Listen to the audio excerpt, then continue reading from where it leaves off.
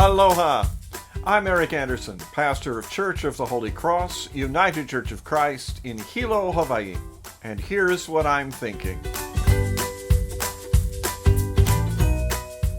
This coming Sunday is Pentecost Sunday, so of course I'm thinking about the second chapter of Acts of the Apostles. As Luke tells the story, Jesus' followers remained in Jerusalem following his resurrection.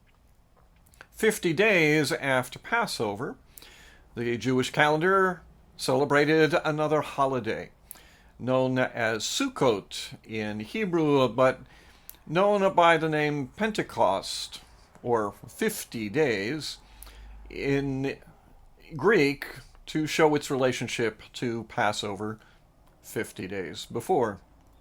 We now celebrate it 49 days after Easter Sunday. We don't carry it into the Monday. While they were there, gathered together in some room large enough for a fair group of them, they heard the sound like the rush of a mighty wind, and it filled the room where they were meeting. Wind has long been associated with the movement of God. In fact, go back to the very first couple verses of Genesis, and you will find that the Spirit of God, the Ruach Adonai, the breath of God, the wind of God, Ruach means all of those, moved over the waters.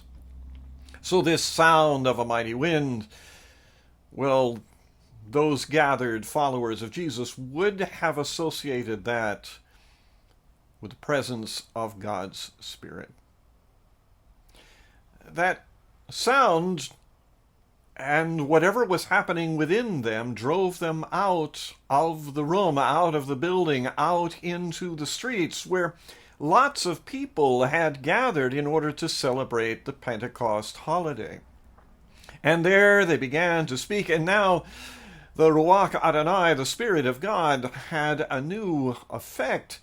They spoke in languages that they did not understand, but the people visiting from elsewhere did.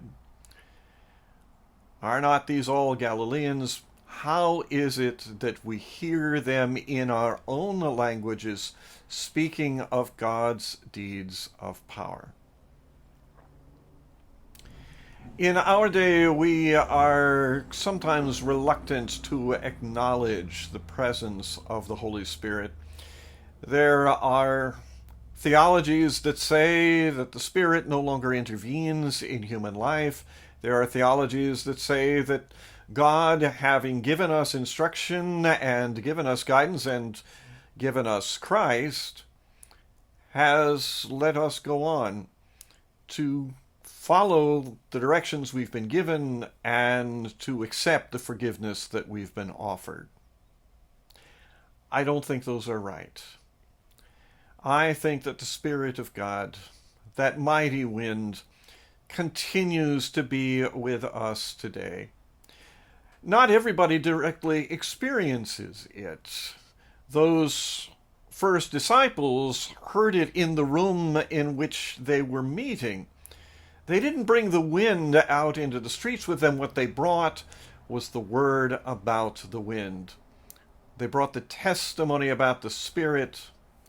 They brought their witness about the mighty acts of God.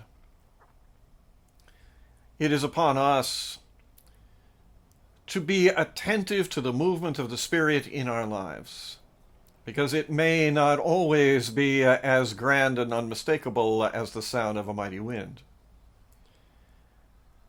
To be attentive to the movement of the Spirit in our lives, and then to bring that experience to others, out into the streets, if you will, so that they too may know about the mighty acts of a gracious God. That's what I'm thinking. I'm curious to hear what you're thinking.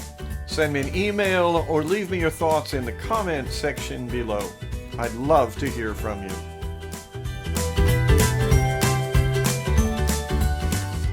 From Church of the Holy Cross, UCC in Hilo, Hawaii, that's what I'm thinking.